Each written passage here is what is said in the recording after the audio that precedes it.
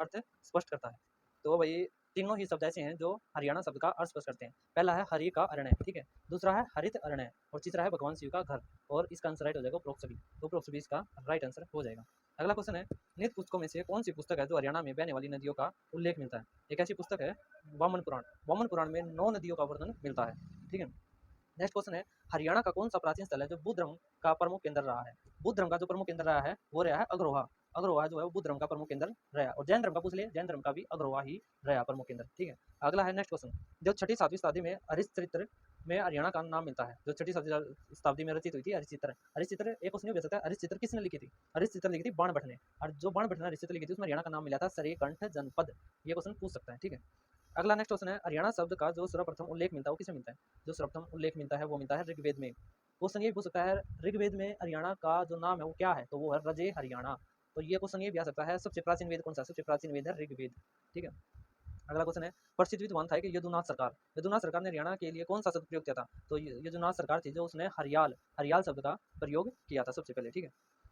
ये question Delhi police में आया था एक बार, हरियाणा राजस्थान के किस अभिलेख प्राप्त होता है कि हरियाणा की राजधानी दिल्ली है? तो ये है लाडून अभिलेख। लाडून अभिलेख राजस्थान में है, वो बतावा है कि हरियाणा राज्य की राजधानी दिल्ली थी एक समय में, ठीक है। नेक्स्ट क्वेश्चन है, जो 9वीं शताब्दी का जो बौद्धदेव से जानकारी मिलती है घोड़ा व्यापार के लिए प्रसिद्ध है, वो स्थल कौन सा था? जो घोड़ों के व्यापार के लिए प्रसिद्ध था वो है पेवा। और पेवा कहाँ है? कुरुक्षेत्र में, ठीक है। इसका राइट आंसर हो जाएगा।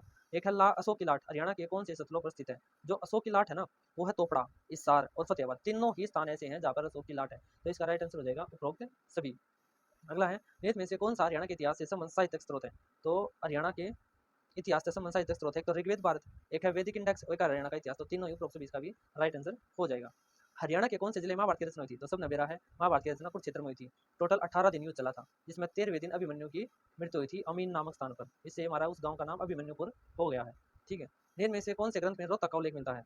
रोहतक का उल्लेख मिलता है नकुल दिग्विजय में। तो ये क्वेश्चन बहुत बार पूछा जा रहा है, नकुल दिग्विजय में किसका वर्णन है? तो रोहतक का वर्णन है नकुल दिग्विजय में, ठीक है। नेक्स्ट क्वेश्चन है, हरियाणा का कौन सा शहर है जो महाभारत के कर्ण से संबंधित है?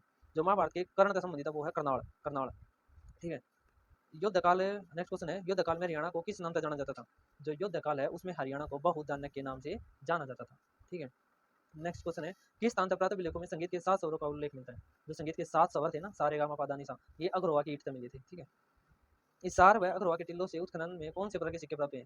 तो इसार व अग्रवा के जो टिल्ले थे उत्खनन में कौन से प्रकार के सिक्के प्राप्त हुए थे? ये होते पंचमारक सिक्के। ये क्वेश्चन तो नया ही आया, पंचमारक सिक्के प्राप्त हुए थे।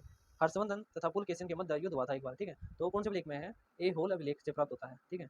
कौन से अभिलेख में प्राप्त होता है? यो ए होल अभिलेख से प्राप्त होता है कि हर्षवर्धन और पुलकेशिन के मध्य युद्ध हुआ था। नेक्स्ट क्वेश्चन, यक्ष यक्षिणियों की मूर्ति निम्न में से किस स्थान से प्राप्त नहीं हुई है? जो यक्ष यक्षिणियों की मूर्ति है ना, तो ये हमें कहाँ से प्राप्त नहीं हुई है? तो ये हमें दोहान, दोहान गाँव है वहाँ से प्राप्त नहीं हुई है, बल्कि ये अथीन से भी प्राप्त हुई हैं, बादल से भी और पलवल से भी, ये सारी जगह से प्राप्त हुई है, ठीक है। किस ग्रंथ में हरियाणा को बहुधान्य कहा गया? तो ये महाभारत है जिसमें हरियाणा को बहुधान्य कहा गया था, ठीक है। किस पुस्तक में हरियाणा में थानेसर और कुछ क्षेत्र में बहने हुई नदियों का वर्णन है? तो यह थी वामन पुराण। वामन पुराण में 9 नदियों का वर्णन है, मैंने पहले बताया, और 7 वन पूछ ले तो कितने हैं? 7 और 9 नदी है, ठीक है। ये क्वेश्चन पूछे जाएंगे। हरियाणा शब्द का जो शाब्दिक अर्थ क्या है? हरियाणा शब्द का जो शाब्दिक अर्थ है वो है भगवान का वास, ठीक है। क्या है? भगवान का वास। किस पुराण में हरियाणा का नाम हरियाला था? एक पुराण है जिसमें हरियाणा का नाम हरियाला था, तो वह है स्कंद पुराण। स्कंद पुराण में हरियाणा का नाम हरियाला था। वामन पुराण में किसका वर्णन है? 9 नदियों का वर्णन है वामन पुराण में। इलाहाबाद सतम शिलालेख में किसकी उपलब्धि दर्ज की गई है? जो इलाहाबाद सतम शिलालेख मिला था ना, तो किसकी उपलब्धि दर्ज की गई थी? समुद्रगुप्त की। समुद्रगुप्त के उपलब्धि दर्ज है इलाहाबाद सतम शिलालेख है। इसके अनुसार हरियाणा का उद्भव आर्यन से हुआ है। किसके अनुसार हरियाणा का जो उद्भव किससे हुआ? आर्यन थे। तो doctor H R Gupta, doctor H R Gupta को है कि हरियाणा का जो उद्भव है वो आर्यन से हुआ है। इनमें से कौन से बौद्ध ग्रंथ में अग्रवा का वर्णन मिलता है? एक ऐसा बौद्ध ग्रंथ है जिसमें अग्रवा का वर्णन मिलता है, तो वो है दिव्यावदान। दिव्यावदान में अग्रवा का वर्णन मिलता है। एक है एच एल श्रीवास्तव द्वारा जो सरस्वती नदी के दक्षिण किनारे पर थे पोलार की खुदाई हुई थी, वह कब स्टार्ट हुई थी? थे पोलार की खुदाई हुई थी 3334 में। ये क्वेश्चन तो नया ही है। प्रो बीबी लाल द्वारा कुछ क्षेत्र के किस ठिकाने का संरक्षण किया गया जहां से अति महत्वपूर्ण पुरातत्व सामग्री इकट्ठी की गई? तो ये जगह कुछ क्षेत्र में मीन स्थान पर, थानेसर स्थान पर, पेवा में, उपरोक्त सभी स्थानों पर की थी। पेवा किसके लिए प्रसिद्ध था? घोड़ों के व्यापार के लिए। अमीन नामक स्थान पर अभिमन्यु की मृत्यु हुई थी। युद्ध काल में जो रोहतक उप क्षेत्र को क्या कहा जाता था? जो युद्ध काल है उसमें रोहतक उप क्षेत्र को बहुधान्य कहा जाता था। अन्य प्रतिलेखों में सबसे प्राचीन अभिलेख कौन सा था? टोपरा स्तंभ अभिलेख था, सबसे प्राचीन था टोपरा अभिलेख।